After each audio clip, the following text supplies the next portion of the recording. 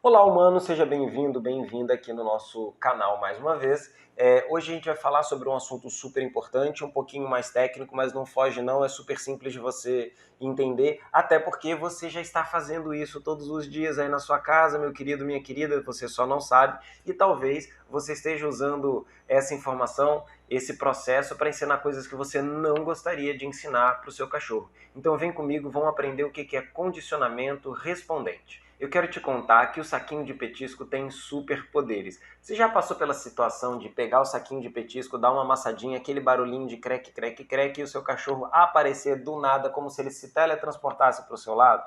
Pois é, isso acontece por condicionamento respondente. A mesma coisa acontece com campainha e visitas. A campainha toca e o seu cachorro fica doido, ou o interfone, ou o telefone, ou qualquer coisa assim. O seu cachorro consegue prever que a visita vai chegar ou que alguma coisa vai acontecer a partir daquele barulho. Isso é condicionamento respondente. O condicionamento respondente foi primeiro estudado, amplamente estudado, pelo Pavlov, que você já deve ter ouvido falar, que é um dos pais da psicologia comportamentalista que a gente usa hoje como base para treinar os cães. Como é que acontece, então, o condicionamento respondente? Ele acontece através dos reflexos. O que são reflexos? São comportamentos em que você exibe automaticamente, sem pensar, sem controle nenhum. Talvez não seja exatamente o que você pense quando você imagina um comportamento, mas dilatar a pupila, salivar, movimentar seus órgãos internos, tudo isso você faz sem raciocinar, sem pensar. Isso também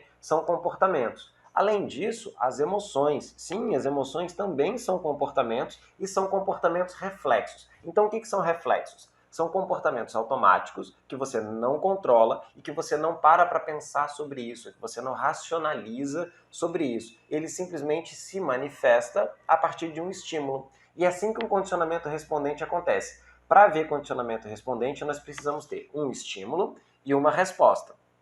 Esse estímulo é algo do meio ambiente, por exemplo, intensidade da luz do sol, ou ruídos, ou campainha, qualquer coisa desse sentido. Tá? Então, você vai exibir uma resposta, o seu corpo vai exibir uma resposta a esses estímulos. Por exemplo, quando você estava na escola e a sua professora de matemática, que você odiava, entrava lá. Você já começava a crescer um ranço dentro de você. Eu te pergunto, você controlava isso? Você decidia se sentir daquela maneira? Não, com certeza não, porque a gente não controla a expressão das nossas emoções.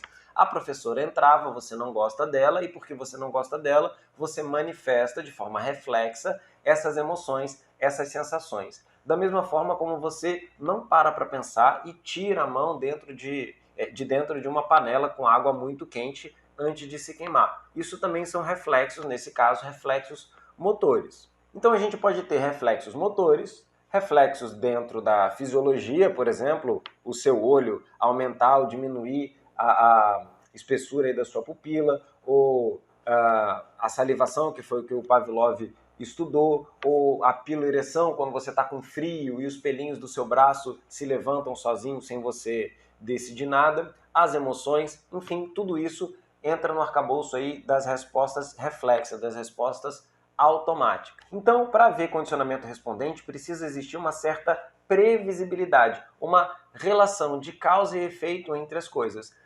Você ouve a campainha e as visitas entram. Você ouve a campainha e visitas entram. Se você repete isso vezes o suficiente, o cão começa a aprender que o barulho da campainha significa que visitas vão estar chegando. O pareamento acontece para o bem e para o mal. Se o seu cachorro ama visitas, ele vai exibir respostas reflexas emocionais ligadas com sentimentos positivos, por exemplo, felicidade, alegria, entusiasmo. Agora, se ele não gosta das visitas, os reflexos emocionais vão ser do mesmo jeito desencadeados, só que agora de medo, insegurança, raiva, etc. Então, as respostas reflexas podem ser coisas boas ou coisas ruins. O importante é que a gente diga aqui que a gente não controla essas coisas. Eu já dei o exemplo disso acontecendo com vocês na aula com a professora chata, com a campainha com o cachorro. Então todos os animais, mamíferos e aves principalmente, vão estar sujeitos aí ao condicionamento de reflexos, ao condicionamento respondente.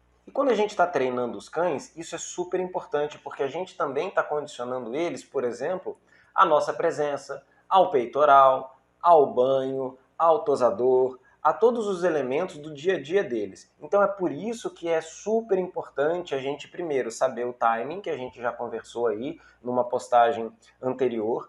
É importante demais da gente ter muita calma, ser gentil, entender todo o contexto, entender as sequências de relação entre essas coisas, para a gente poder treinar o cão e ele não ficar com medo, não ficar inseguro, não desenvolver por pareamento respostas reflexas negativas em relação ao que a gente está treinando com eles. Então é por isso que a gente vai com tanta calma e repete várias e várias e várias e várias vezes aquele mesmo procedimento para a gente criar uma resposta inconsciente, incontrolável no cão. Se ele olha para uma pessoa na rua e ele ganha um petisco, sempre. Se ele olha para um cão na rua e ele ganha um petisco, se ele ouve um barulho, se ele é tocado e ele ganha um petisco, eu estou falando petisco, mas pode ser qualquer outra coisa que para ele seja muito prazerosa.